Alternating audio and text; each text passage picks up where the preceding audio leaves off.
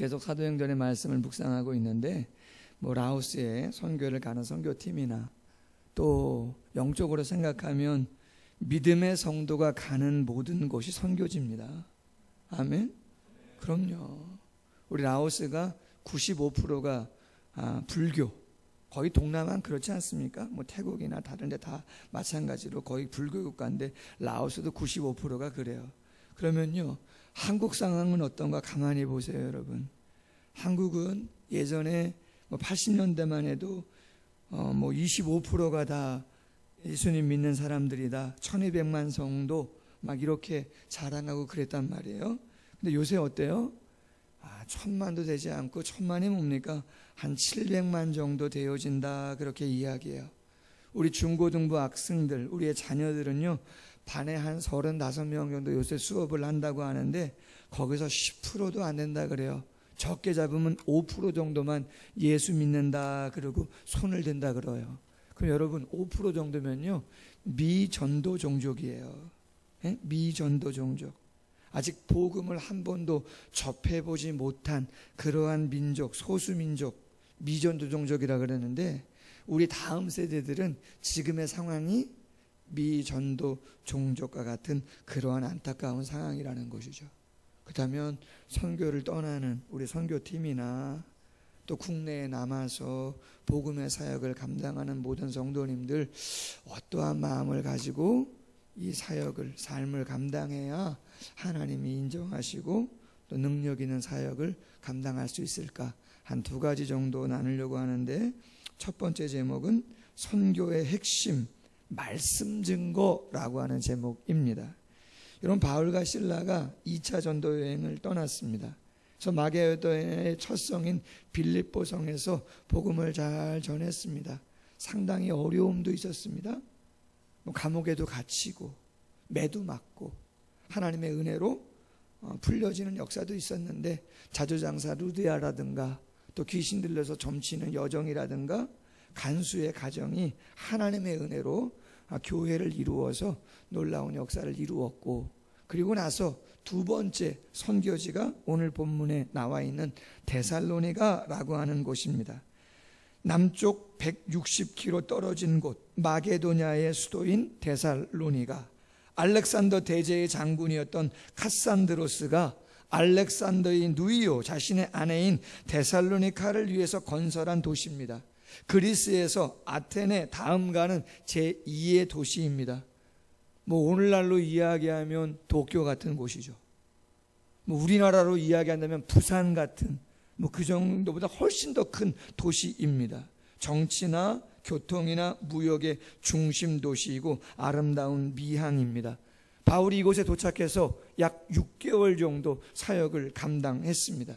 오늘 1절에 보니까 말합니다. 바울은 자신의 관례대로 유대인의 회당에 들어가 새 안식일에 성경을 가지고 강론했다. 그 뜻을 풀어주었다. 그리스도가 해를 받고 죽은 자 가운데 다시 살아나야 할 것을 증언했습니다. 자, 그랬더니 4절 말씀에 경건한 헬라인 많은 무리와 적지 않은 귀부인들이 돌아오고 바울과 실라를 따랐다, 그렇게 되어 있습니다.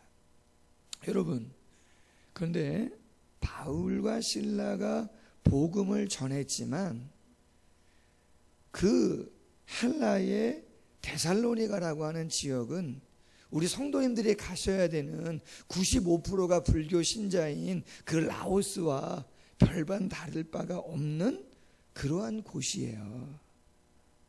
오늘 본문에 나오지만, 오늘 본문에 야손이라고 하는 사람이 나오는데, 그 사람은 누구냐? 바울과 실라가 기거하면서 도움을 받았던 집이에요. 그런데 많은 사람들에게 바울이 복음을 전했더니 귀부인들과 헬라의 경건한 사람들이 바울을 따랐어요. 그랬더니 누가 시기했다고 나옵니까? 유대인들이 시기를 했어요. 그래서 성을 소동시킵니다. 심지어는 불량배들을 충동질해가지고 야손의 집을 수색하는 겁니다. 누굴 잡으려고? 바울과 실라를 잡으려고. 조심하셔야 됩니다. 할렐루야. 근데 우리 성도님들은요, 어저께 기도 카드를 딱 받았더니 도복을 다 입으시고 검은 띠를 다 띠셨더라고요. 할렐루야.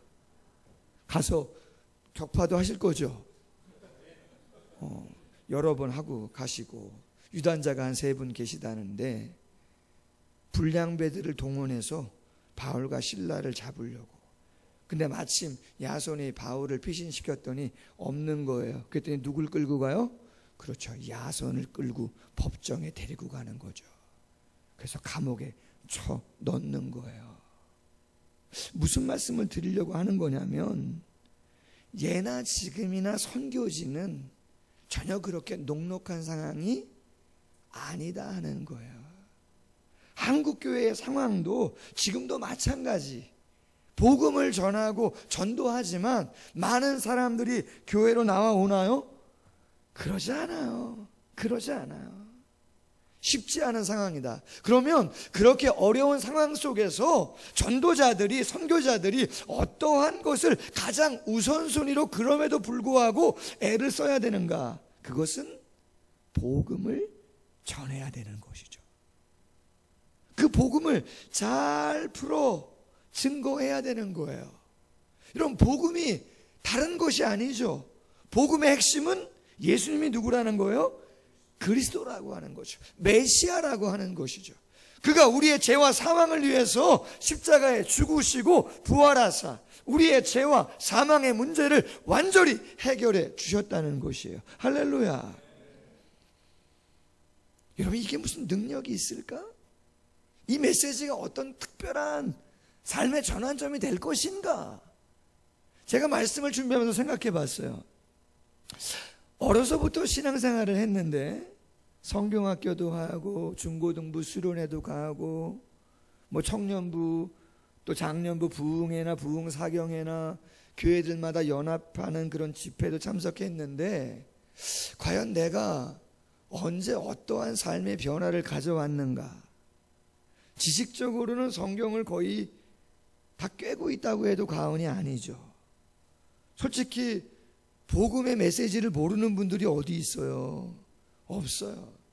그러면 나는 언제 어떻게 변화가 되었나 생각해 봤더니, 하나님의 역사가 있었겠지만 섭리가 고등학교 2학년 때 한우 목사님이라고 하는 조그만 분이 천국과 지옥에 대한, 그리고 공심판과 사심판, 예수님의 십자가와 부활에 대한, 무엇보다 사무엘상 16장 7절 사람은 외모를 보거니와 나 여호와는 중심을 보느니라고 하는 그 말씀이 증거될 때, 제 마음이 변화가 되어지고 감동이 되더라고요. 그 감동은 그때까지 고등학교 2학년 때까지 어려서부터 들었던 말씀하고는 전혀 다른 느낌이에요. 진짜 하나님이 살아계시고 나를 보시고 사람들이 평가하는 것하고는 전혀 다른 기준의 평가를 가지고 나의 삶에 찾아오시기를 원하시는 하나님으로 제 마음속에 느껴지는 거예요. 할렐루야. 그러면서 그 하나님이 정말 이 세상을 만드시고 나를 만드시고 나에게 계획을 갖고 계시고 내 삶을 주도해 가기를 원하신다는데, 그럼 홍 목사 어떻게 할 건가? 만표야 어떻게 할 건가? 고민해봐라 진짜. 그리고 내 마음속 꼭꼭 숨어두었던 수많은 죄악과 약함과 열등감과 수많은 것들이 다 드러나는 것이죠. 견딜 수가 없는 거죠. 그리고 그 하나님 앞에 하나하나 다 고백하는 것이죠. 히브리서 4장 12절, 하나님의 말씀은 살아있고 운동력이 있어 좌우의 날이선 어떤 것보다 예리하여 홍과 영과 및 관절과 골수를 어떻게 해요? 찔러 쪼갠다 말이죠. 모든 생각과 마음을 감찰한다. 로마서 10장 말씀해 보니까 17절에 그러므로 믿음은 들음에서 나며 들음은 그리스도의 말씀으로 말미암았느니라. 사람이 마음으로 믿어 의에 이르고 입으로 시인하여 구원에 이르느니라. 유대인이나 헬라인이나 차별이 없음이라. 그런즉 그들이 믿지 아니하는 일을 어찌 부르리요? 듣지 못한 일을 어찌 믿으리요? 전파하는 자가 없이 어찌 들으리요? 보내심을 받지 아니하였으면 어찌 전파하리요? 기록된 바 아름답도다 좋은 소식을 전하는 자들의 발이여 함과 같으니라. 아멘. 그래서 여러분이 중요한 거죠. 그렇게 기도를 하십시오. 준비를. 우리가 알고 있는 복음의 핵심, 어떤 감동으로 느끼시는지는 모르겠지만 여러분이 증거할 때 그곳에 모여있는 아이들, 어르신들 할 것 없이 고등학교 2학년 부흥사경회 때 예전부터 알고 있었던 말씀임에도 불구하고 그 말씀이 내 영을 쪼개 내 상처와 아픔과 죄와 그 모든 걸 다 드러나게 하고 하나님을 발견할 수 있도록, 도저히 그 하나님이 원하시는 삶으로 내가 결단하지 아니하고는 살아갈 수 없을 것 같은 그런 마음. 할렐루야. 지난주에 함께 예배했던 원로 목사님 박은규 목사님이 계시는데 한 2주 전에 용인시청에 전도하러 갔다가 목사님 4분을 만났어요. 너무나 반가웠고 담소를 나누는 중에 그 목사님께서 이런 말씀을 하셨어요. 목사님, 전도를 할 때 조그마한 전도지를 하나 만들어도 전도자는 화살을 준비해야 된다는 거예요. 뭘 준비하라고요? 화살. 문구에 이런 걸 넣으시라는 거예요. 나는 누군가? 왜 사는가? 인생은 어디로 가는가? 솔직히 그 메시지를 제가 목사님께 들었을 때, 말씀을 들었을 때 속으로 솔직히는 이런 생각했어요. 아니 목사님, 요새 그러한 생각을 하면서 살아가는 사람들이 있겠습니까? 요즘같이 바쁘고 분주하고 하나님에 대한 생각을 전혀 하지 않는, 개인이 우상이고 개인이 절대적인 건데 그러한 생각을 하며 살아가는 사람이 솔직히 있겠습니까? 전도제에는 적잖아요. 문구를 사형리도 적고 수많은 메시지를 적지만 솔직히 누가 보겠는가라고 하는 생각을 할 수도 있는데, 하나님은 누군가에게는 놀라운 진동이 있는 그러한 메시지로 다가오도록 역사하실 수 있다는 것이죠. 할렐루야. 여러분, 부활하신 주님이 누가복음 24장에서 엠마오로 가는 제자들 만나잖아요. 예수님이 정권을 뒤엎고 뭔가 한자리 할 것 같았었는데 힘없이 십자가에 돌아가시니까 완전 낙심이 돼가지고 그냥 길을 걸어가고 있었죠. 예수님이 찾아가잖아요. 그런데 예수님인지 알아요? 몰라요? 몰라요. 그럼 여러분 같으면 어떻게 하셔야 되는 거예요? 제자들이 예수님을 몰라보면, 예수님이 당신인 것을 알게 하려면 제일 빠른 방법이 뭐예요? 야, 나야, 나. 손에 못자국 만져봐봐. 창자국 만져봐봐. 머리에 가시면류관 쓸 때 입었던 상처 있잖아. 봐봐봐. 만지고 보고 봐봐봐. 이렇게 말씀하시면 딱 게임 끝나는 건데, 예수님이 뭐라고 말씀하시냐면 누가복음 24장 27절 이하에서 이렇게 말씀하시죠. 이에 모세와 모든 선지자의 글로 시작하여 모든 성경에 쓴 바 자기에 관한 것을 자세히 설명하시니라. 여러분, 만져보는 게 빠르겠어요? 구약 모세부터 선지자의 글로 시작해서 많은 성경의 말씀을 풀어 해석해서 알게 하는 게 빠르겠어요? 당연한 거죠. 그럼 왜 예수님이 더딤에도 불구하고 그렇게 답답하게 성경의 말씀을 풀어서 증거할까? 그것은 그거죠. 인간적인 경험, 보고 듣고 만져본 것은 불완전해요. 확실하지 않아요. 잊혀져요.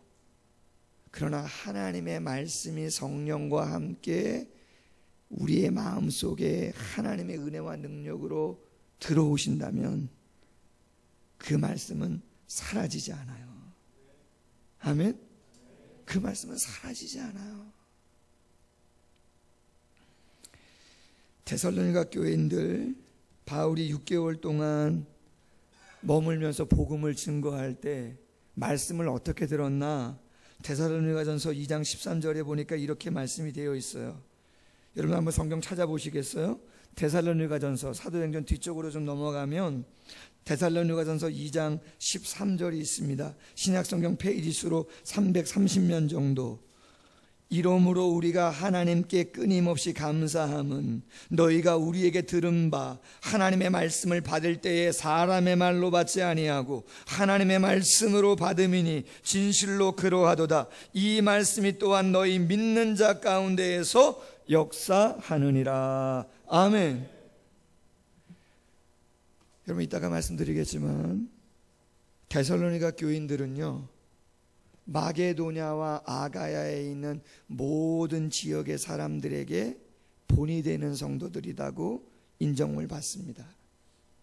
그리고 많은 사람들에게 소문이 나가지고 더 이상 저 사람들은 더 이상 가르칠 것도 없고 훈련시킬 것도 없다, 게임 끝이다, 바울이 그렇게 이야기할 정도가 되었어요. 그럼 여러분 생각해 보세요. 조금 전에 말씀드린 것처럼 불량배들을 동원해가지고 유대인들이 시기해서 집을 수색하고 끄집어 가가지고 매를 치고 감옥에 갇히게 하는 그런 상황임에도 불구하고 많은 귀부인들과 많은 헬라의 경건한 사람들이 바울의 말씀을 듣고 따랐단 말이에요. 그럼 여러분 그 결단은 보통 결단이 아닌 것이죠. 그렇지 않습니까? 바울을 따라간다는 건 뭐예요? 감옥에 같이 갔다는 거 아니에요? 매를 맞겠다는 거 아니에요? 불편함을 감수하겠다는 것이죠. 여러분 데살로니가 교회 성도들과 한국 교회 성도들 앞에 서 있는 제 자신을 비교해 본다면 무슨 차이가 있는가? 왜 성도가 이렇게 많음에도 불구하고 영향력이 없는가 이거죠. 한국 교회가 다른 것을 생각할 것이 아니라 우리 자신을 바라봐야 되는 줄로 믿습니다. 고등학교 2학년 때 무슨 지은 제가 그렇게 많아서 그때 눈물을 흘리면서 불렀던 찬양이 뭐예요? 요 근래에 우리 찬양에 들어왔어요. 찬송가에 내 평생 살아온 길 뒤를 돌아보니 걸음마다 자옥마다 다 죄뿐입니다. 부흥사경회 때 고등학교 2학년짜리가 무슨 깨달음이 많고 무슨 지은 죄가 그렇게 많아가지고, 거짓말 아닙니다. 담배 한 번 핀 적 없습니다. 술 한 번 마신 적 없습니다. 술을 마셨다면 학교 들어가기 전에 할머니 따라서 논에 가서 논농사 할 때 할머니가 막걸리에다 밥을 말아 설탕을 타셔. 그래서 고추장 찍어서 그걸 드셔. 저도 막걸리를 그때 마셨어요. 왜? 설탕을 타니까 달짝지근하거든요. 그때 이후로는 막걸리 먹어본 적 없어요. 학교도 들어가기 전에. 여러분 무슨 죄가 많다고 내 평생 살아온 길 뒤를 돌아보니 걸음마다 자옥마다 다 죄뿐입니다고 고백합니까? 그건 오직 하나님의 성령의 은혜로 말씀이 내 마음에 담겼을 때 완전히 삶이 바뀌는 거예요. 아멘. 바라기는 우리 더조이 선교팀이 라오스에 가셔서 복음을 증거할 때, 그리고 한국도 미전도 종독인 것 같은 그런 영적인 분위기 속에서 여러분의 직장을 가시든지 이웃을 만나든지 여러분이 해야 할 것은 여러분의 마음에 절대적인 하나님의 말씀에 대한 신뢰를 가지고 결단하시고, 말씀이 감동을 따라 결단하시고 삶을 위탁하고 하나님께. 그리고 믿음은 뭐라고요? 도전이에요. 모험이에요. 그 말씀에 나의 시간, 나의 재능, 나의 물질, 나의 정성 올인하는 거예요. 할렐루야. 외로움은 어떻습니까? 외로워도, 몸이 아파도, 쓸쓸해도 이 말씀이 진리고 이 말씀이 영원한 거라면 믿음의 사람은 그 말씀에 모든 걸 거는 거 아니겠어요? 그런 것이죠. 데살로니가 교회 성도들, 바울이 6개월밖에 사역을 안 했음에도 불구하고 하나님의 말씀을 받을 때 사람의 발로 받지 아니하고 하나님의 말씀을 받아 그 말씀의 역사를 경험하게 되었다. 바로 우리 사랑하는 선교팀과 우리 모두가 이 어두운 시대에 정말 말씀에 풍성한 은혜가 있는 우리 모두가 되길 소원합니다. 두 번째 제목, 선교의 핵심은 사랑이다라고 하는 거야. 사랑. 여러분 6개월 사역했는데 말씀드린 것처럼 데살로니가 교회가 엄청 좋은 교회로 성장을 했어요. 여러분 성경 펴셨으면 데살로니가전서 1장 3절을 보시면 바울이 데살로니가 교회 성도들에게 과거의 시간을 또 지금의 상황을 생각하면서 편지를 띄면서 이렇게 말을 합니다. 너희 믿음의 역사와 사랑의 수고와 우리 주 예수 그리스도에 대한 소망의 인내를 우리 하나님 아버지 앞에 끊임없이 기억한다. 7절, 너희가 마게도냐와 아가야에 있는 모든 믿는 자의 뭐가 됐다 그래요? 본이 되었느니라. 8절, 너희 믿음의 소운이 각처에 퍼졌으므로 우리는 아무 말도 할 것이 게임 끝이다. 너희 같은 성도가 있고 너희 같은 교회면 더 이상 교육자가 사역자가 뭘 이래라 저래라 할 이유가 아무것도 없다. 최고다. 그런 이야기인 것이죠. 그렇다면 여러분 6개월밖에 안 됐는데 사역을 한 것이 어떻게 이런 일들이 데살로니가 교회에 일어날 수 있었을까? 한번 키를 생각해 본다면 2장 7절 이하의 말씀을 한번 보시면 좋습니다. 데살로니가전서 2장 7절 이렇게 되어 있어요. 우리는 그리스도의 사도로서 마땅히 권위를 주장할 수 있으나 도리어 너희 가운데서 유순한 자가 되어 유모가 자기 자녀를 기름과 같이 하였으니 우리가 이같이 너희를 사모하여 하나님께 복음뿐 아니라 우리의 무엇을요? 목숨까지도 너희에게 주기를 기뻐함은 너희가 우리의 사랑하는 자 됨이라. 할렐루야. 제가 부끄럽죠. 오늘 아침에 어르신 한 분하고 장년 한 분이 사택에 찾아왔어요. 근데 오시는데 상추 한 보따리 그리고 감자 또 박스에도 갖고 오셨어요. 근데 그 어르신은 저 진우 아파트 경로당 노인 회장님이시고 그 다음에 장년분은 우리 교회 이 개울 너머에 농사 지으시는 궁천마을 토백이신 거죠. 그 남자분이 감자를 갖고 오셨어요. 근데 솔직히 그 남자분은 요 근래에 한두 주 전에 우리 교회가 이 네온 사인을 해놨잖아요. 또 입간판도 해놓고. 근데 거기가 빛에 상당히 민감한 깨를 키우시는 옷이라 좀 어떻게 할까 지금 이렇게 저렇게 의견을 조율하고 있는 상황이에요. 근데 지난주에는 그 어머님 어르신이 아침에 또 바리바리 싸갖고 교회로 오시고 또 오늘 아침에는 또 그분이 감자를 캐서 오시고 제가 그걸 받으면서 말이죠. 저는 솔직히 인간적으로는 그래서 돈 들이고 했고 홍보하려고 하고 여기 차다니고 있고 어떻게 조금만 안쪽으로 들어와 있는데 어떻게 할까 어떻게라도 조금 그래서 제가 농촌진흥청에도 알아보고 시청의 기후에너지과도 알아보고 구청의 농경과도 알아보고 다 알아봤어요. 근데 솔직히는 피해가 거의 안 가는 거예요.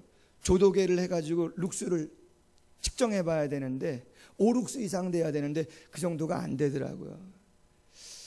이걸 어떻게 해야 되나 관계가 좋은데 고민하고 있었거든요. 근데 말이죠, 그분이 감자를 갖고 오시고 그 어머님이 상추를 갖고 오시고 동네 어저께는 또 그 복합비료를 우리가 꽃이 많고 그러니까 다른 남자분이 복합비료를 한 움큼 갖고 왔어요. 통에. 그래서 목사님 이것 좀 뿌리시면 좋을 거라고. 제가 생각했어요. 도대체 저분들은 예수님도 안 믿는데 어떻게 보면 교회하고 조금 갈등 관계도 있는데 뭐 이렇게 교회에다가 그렇게 마음 쓰시나 모르긴 모르지만 저희 교회가 7년 차 아닙니까? 경로당 어디 가신다 그러면 조금 음료수 값 드리고 장학금도 좀 드리고 또 김장하면 김장 조금 드리고, 그런 거는 그냥 드러나는 거지만 솔직히 여기 밭에 어르신 돌아가신 그 어르신 여기 농사하실 때 뭐 음료수도 타다 드리고 안 드신대요. 탄산음료 이런 건 냉수 드리고 비료 날라드리고, 모르긴 몰라도 돈이나 이런 거보다는 그냥 마음 하나 아니었을까? 아멘? 그냥 마음 하나 아니었을까? 뭐 사고가 나면 안 되겠지만 주차 그냥 편안하게 하시라고 그냥 내드리는 것들, 평일날 말이죠. 아시겠지만 선호대 많으면 꽉 차기도 하고,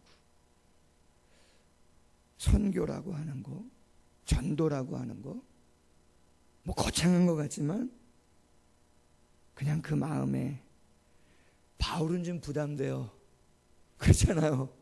사도로서 권위를 인정받을 수도 있음에도 불구하고 오히려 어떻게 했다고요? 유모의 마음으로, 어린아이를 키우는 마음으로 자신의 목숨을 내어주기를 전혀 아까워하지 아니하고 내어놓은 바울이라고 이야기하니까 부담은 되지만, 선교를 어떻게 해야 되는지, 전도를 어떤 마음으로 해야 되는지는 분명히 알게 되죠. 할렐루야. 모르겠어요. 다 주고 오시겠지만 벌써 많은 거 주셨는데, 주실 수 있는 거 있으면 다 주시되 사랑의 마음과 눈빛 주고 오세요. 받아보지 못하는 어린아이들 많이 있을 겁니다. 아마 여러분, 어제 이 이야기 하나 하고 마치죠. 어제 뉴스 가운데 좀 쇼킹한 뉴스, 충격적인 뉴스가 하나 있었죠.